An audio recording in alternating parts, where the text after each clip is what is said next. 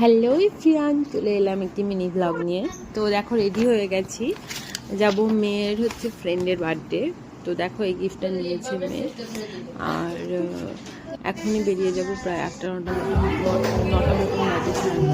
তো চলে এসেছে দেখো। তো মেয়ে তো এখানে এসে মহা খুশি, ফ্রেন্ডের বাড়িতে এসেছে।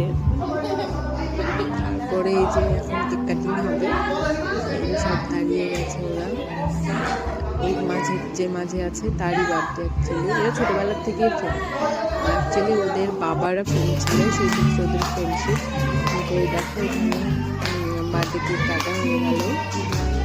আবার মানে এখানে এসে তো মেয়ে যেতে চাইছিল না, আমাকে বলছিল মা তুমি খেয়ে নাও, আমি পরে খাচ্ছি। তো ওদেরকে আমি বাইরের ভিউটা দেখাচ্ছিলাম, মানে এত রাত হয়ে গেছে, 10:30 11টার মতন বেজে গেছে। আমি মেয়েকে বলছিলাম তাড়াতাড়ি খেয়ে নাও, এই যে খেতে বসে গেছে। আমিও এখনও খেতে বসিনি, আমি খেয়ে নিলাম। তারপর মেয়েকে বলছি বাবা তুমি যাও খেয়ে নাও।